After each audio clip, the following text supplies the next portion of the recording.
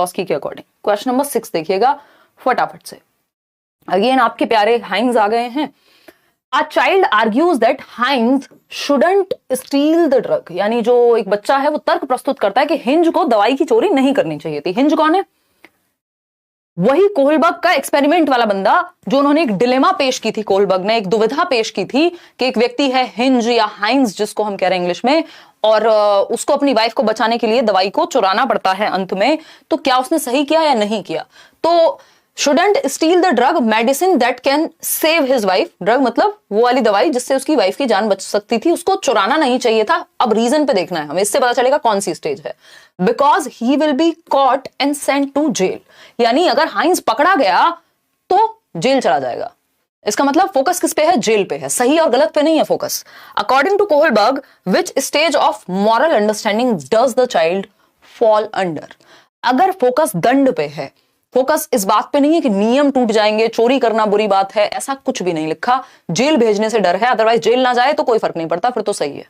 तो ये वाली मॉरलिटी होती है punishment and obedience orientation. First stage है, 6 स्टेज हैं और 3 लेवल हैं कोहलबर्ग के अनुसार उनके मॉरल डेवलपमेंट में, नैतिक विकास में। तो ये पनिशमेंट एंड ओबीडियंस है, सोशल ऑर्डर मेंटेनेंस नहीं है ये, क्योंकि ये चोरी करना गलत बात है, नियमों को तोड़ना होगा, ऐसा करना, ये सब होता है यहाँ पे, और नियमों को तोड़ ही नहीं सकते, चोरी कर ही नहीं सकते।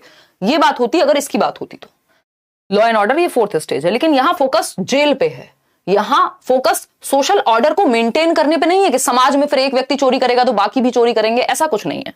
यूनिवर्सल एथिकल में तो खुद से ही चूज करते हैं कि क्या सही है और क्या गलत है। इंस्ट्रूमेंटल पर्पस में टिट फॉर टैट होता है कि इसके बदले ये मिल जाए, तो बी ऑप्शन। आगे बढ़ेंगे, क्वेश्चन नंबर 7 देखेंगे। प्याजे के बारे में बात हो रही है, इससे आसान क्वेश्चन धरती पे है नहीं अभी तक। ये क्या है? एकदम लड्डू क्वेश्चन है कि नहीं है? बात बताइएगा। बहुत ही बढ़िया। टेंशन हो रही है आप लोगों को यार, इतने सारी चीजें चल रही है ना। ये केवीएस नहीं आता, अगर अभी कुछ दिन बाद आ जाता तो इनका क्या जाता। तो अभी बैचेस में भी क्लासेस, इधर भी क्लासेस, उधर भी क्लासेस, क्लासेस ही क्लासेस अगर हम कहें, बट ठीक है, अच्छी बात है।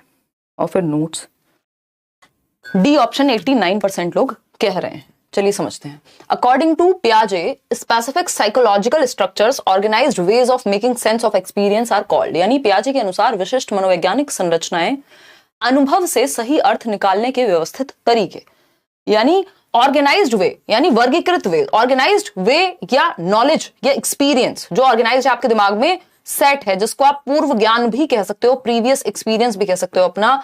ये क्या है? ये स्कीम्स हैं जिनकी वजह से आप चीजों को कर पाते हैं, याद रख पाते हैं, पहचान पाते हैं। तो ये स्कीम्स हैं। उन्होंने mental tools, mental maps, images, इन सब की बात की भी नहीं, अगर आप टू द पॉइंट पढ़ेंगे तो वो organised ways of making sense of experience, मतलब कि आप इस पेन को देख के पहचान पा रहे हैं, यानी आपके दिमाग में ये चीज ऑर्गेनाइज्ड है कि इसको बॉटल कहते हैं और इसको पेन कहते हैं। तो ये स्कीमा में है, आपके स्कीम है इस चीज की, एक आपके दिमाग में एक छोटी सी पॉकेट ऑफ इंफॉर्मेशन है जो एडिड है पहले से ही। क्वेश्चन नंबर 8 देखिए। जिस चीज को आप देख के पहचान ही ना पाए, हो सकता है उसका स्कीमा आपके ब्रेन में ना हो। क्वेश्चन नंबर 8 देखिए। कंस्ट्रक्टिविस्ट सच एज जीन पियाजे and Lev Vygotsky view learning as, पियाजे कैसे देखते हैं लर्निंग को और वाइगोस्की।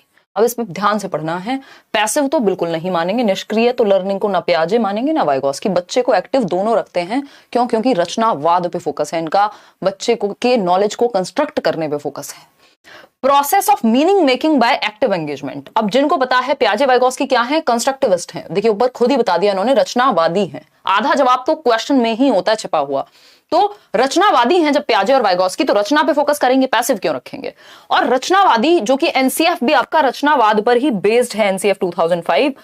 तो ये कह रहे हैं टीचर क्या है, फैसिलिटेटर है। दूसरा रचनावाद कहता है मीनिंग मेकिंग, अर्थ निर्माण, रियल लाइफ से जोड़ के पढ़ाओ, बच्चे को एक्टिव रखो, कॉन्टेक्स्ट में सिखाओ, संदर्भ में। ये सब पॉजिटिव वर्ड्स हैं जो आपको याद रखने हैं कंस्ट्रक्टिविज्म के रिगार्डिंग, कि बच्चा अर्थ निर्माण, उसके जीवन से जोड़ो लर्निंग को। अगर हम बात करते हैं किस चीज की, संदर्भ में सिखाओ, यानी कॉन्टेक्स्ट में सिखाओ, एक्टिव हो बच्चा, मीनिंग मेकिंग हो। एक्विजिशन ऑफ स्किल्स तो दिमाग में भरना हो गया कि साइकिल कैसे चलाते हैं बस सीख लिया, कंडीशनिंग ऑफ रिस्पॉन्सेज जी नहीं। तो नॉलेज एक्टिवली कंस्ट्रक्ट करेगा, बच्चा एक्टिव होगा। और बच्चा कहां एक्टिव होगा, जब मीनिंग मेकिंग करेगा, तो एक्टिव एंगेजमेंट चाहिए होगा। तो पियाजे और वाइगोस्की जहां मिल जाए, बच्चे को एक्टिव रखना ही है। क्वेश्चन नंबर 9 देखिएगा। वाइगोस्की के बारे में बात हो रही है। क्या कह रहे हैं वाइगोस्की? ये कह रहे हैं according to Lev Vygotsky, basic mental capacities that are transformed into higher cognitive processes primarily through, यानी वाइगोस्की के अनुसार आधारभूत मानसिक क्षमता यानी वो मेंटल कैपेसिटीज, वो मेंटल एबिलिटीज जिनको हायर कॉग्निटिव प्रोसेसेस में ट्रांसफॉर्म किया जा सकता है, बदला जा सकता है, और हायर लेवल के थिंकिंग स्किल पे या कॉग्निटिव लेवल पे जिसमें आपकी थिंकिंग बेहतर होगी। कॉग्निटिव का मतलब क्या, जो भी चीजें दिमाग से हो रही हैं, जैसे कि सोचना, समझना, जानना, जितनी भी चीजें हैं। बात तो ठीक लग रही है।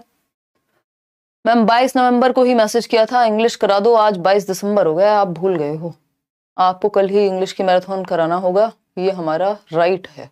तारीख आर्टिस्ट, बिल्कुल मान सकते हैं आपकी बात हम, बट मैराथन करा देंगे, इंग्लिश का मैराथन करा देंगे, डोंट वरी, पेपर से पहले करा देंगे। और बताओ, इंग्लिश, हिंदी, मैथ्स, ईवीएस, तो इंग्लिश हिंदी तो करा ही देंगे, है ना, या हो सकता है पांचों ही करा दें, डोंट वरी, करा देंगे यार। इतने आप एक काम कर लीजिए, नोट्स तो पढ़ लिया ना इतने इंग्लिश के। डी ऑप्शन कह रहे हैं 83% लोग। अगर हम बात करें यार, घर से कुछ बुक्स आई हुई हैं वो ले आना, कुछ नहीं है एक्चुअली, भर भर के बुक्स आई हुई हैं। तो हम बात कर रहे हैं किसकी, वाइगोस्की की। तो स्टिमुलस रिस्पांस की बात वाइगोस्की नहीं करेंगे, अडेप्टेशन ऑर्गेनाइजेशन की बात पियाजे करेंगे। यही क्वेश्चन अगर पियाजे लिखा होता पूरा एज इट इज होता तो आंसर ये हो जाता। रिवॉर्ड पनिशमेंट दोनों में से कोई बात नहीं करता, स्टिमुलस रिस्पांस दोनों में से कोई बात नहीं करता। सोशल इंटरेक्शन, सामाजिक पारस्परिक क्रिया से जब आप दुनिया में निकल रहे हैं, चार लोगों से बात कर रहे हैं, अपने आसपास के लोगों से बात कर रहे हैं, विचार विमर्श कर रहे हैं, कुछ उनसे सीख रहे हैं, कुछ खुद सीख रहे हैं, बहस हो रही है ना, डिस्कशन जिसको कह रहे हैं, डिबेट कह रहे हैं, तो उससे आपका संज्ञानात्मक स्तर बेहतर होता है। D option is the right answer over here. आगे बढ़ते हैं क्वेश्चन नंबर 10, देखिएगा। इसीलिए तो हम स्कूल भेज रहे हैं बच्चों को, नहीं तो घर में ही चुपचाप से पढ़ाते रहेंगे, सारी चीजें भर देंगे दिमाग में। बट वो जो सोशलाइजेशन है वो भी तो जरूरी है हमारे संज्ञानात्मक विकास के लिए। तो क्वेश्चन नंबर 10 है, which of the following theorist while viewing children as active seekers of knowledge, बच्चे क्या है, सक्रिय निर्माता हैं ज्ञान के, emphasise the influence of social and cultural contents on their thinking. देखिए अगर ये क्वेश्चन यही खत्म हो जाता, क्या है वो एक्टिव सीकर्स ऑफ नॉलेज हैं, तो पियाजे की बात हो रही है। वो कहते हैं बच्चा एक्टिव कंस्ट्रक्टर है, ज्ञान का सक्रिय निर्माता है, लिटिल साइंटिस्ट है, नन्हा वैज्ञानिक है। लेकिन जैसे ही बात हो कि एक्टिव कंस्ट्रक्टर तो है, बट किसके द्वारा, सोसाइटी और कल्चर के द्वारा। तो जब सोसाइटी अगर वर्ड आ गया लास्ट लाइन में, समझ जाओ वाइगोस्की की बात हो रही है, फिर पियाजे की नहीं हो रही। अगर ये क्वेश्चन सिर्फ यहीं तक पढ़ के कोई जवाब देगा तो फिर पियाजे लगा देगा, वो गलत हो जाएगा। तो बी ऑप्शन 82% लोग सही दे रहे हैं इसका जवाब। आगे बढ़ेंगे, क्वेश्चन नंबर 11 देखेंगे फटाफट से। कुछ प्यारा सा सवाल है, कहता है कि which of the following behaviours characterise the concrete operational stage. Concrete operational stage जानते हैं, मूर्त संक्रियात्मक अवस्था, 7 से 11 वर्ष। पियाजे के द्वारा कौन सा एक लक्षण आपको मूर्त संक्रियात्मक अवस्था का दिखता है, बताएंगे फटाफट से। मूर्त संक्रियात्मक अवस्था का, खुशी खुशी लाइक शेयर भी करना है, पढ़ाई चलती रहेगी, बहुत सारी चीजें कर ही रहे हैं, नोट्स भी अच्छे से पढ़ लोगे, पेपर रुकेगा नहीं, डोंट वरी, है ना। पेपर देख के इतना सीरियस नहीं होना। हाइपोथेटिको डिडक्शन, ये हमें पता है, ये एब्स्ट्रैक्ट थॉट, ये सब कहाँ आएगा, फॉर्मल ऑपरेशनल में। जहां हाइपोथेटिको की बात हो गई तो हाइपोथेसिस तो हाईएस्ट स्टेज है, फिर 11 से 15 वाली स्टेज है फॉर्मल ऑपरेशनल। ये तो होगा नहीं क्योंकि हमसे कॉन्क्रीट ऑपरेशनल की बात कर रहे हैं, 7 से 11 वर्ष। कंजर्वेशन, क्लास इंक्लूजन, संरक्षण और कक्षा समावेशन, 58% लोग सही उत्तर दे रहे हैं। उत्तर इसका यही है, क्यों है इस पे अभी आएंगे, ठीक है। डेफर्ड इमिटेशन, ये आ जाता है सेंसरी मोटर में। ऑब्जेक्ट परमानेंस, सेंसरी मोटर में जन्म से 2 वर्ष में ही। Make believe play, irreversibility of thought, किसका लक्षण है, 2 से 7 प्री ऑपरेशनल का। ठीक, आपको पता है कॉन्क्रीट ऑपरेशनल का सीधा सा फंडा मैंने आपके साथ डिस्कस किया हुआ है, सीसीएस, यूनिवर्सिटी नहीं है चौधरी चरण सिंह। सीसीएस बोले तो कॉन्क्रीट ऑपरेशनल में क्या आता है, कंजर्वेशन, संरक्षण, दूसरी चीज है क्लासिफिकेशन, तीसरी चीज है सीरिएशन। ये तीनों गुण आ जाते हैं और पहली बार तर्क आता है, इंडक्टिव लॉजिक आता है, डिडक्टिव आएगा हाइपोथेटिको डिडक्टिव फॉर्मल ऑपरेशनल में। तो कंजर्वेशन क्या है कि शेप और साइज के बदलने पे क्वांटिटी चेंज नहीं होती, वॉल्यूम चेंज नहीं होता। ये जितना भी पानी है 600 ml, इसको मैं किसी ट्रक में डालूं, मग में डालूं, बाल्टी में डालूं, ये इतना ही रहेगा। शेप साइज चेंज करने से कोई कम ज्यादा नहीं हो जाएगा, यही समझना कंजर्वेशन है।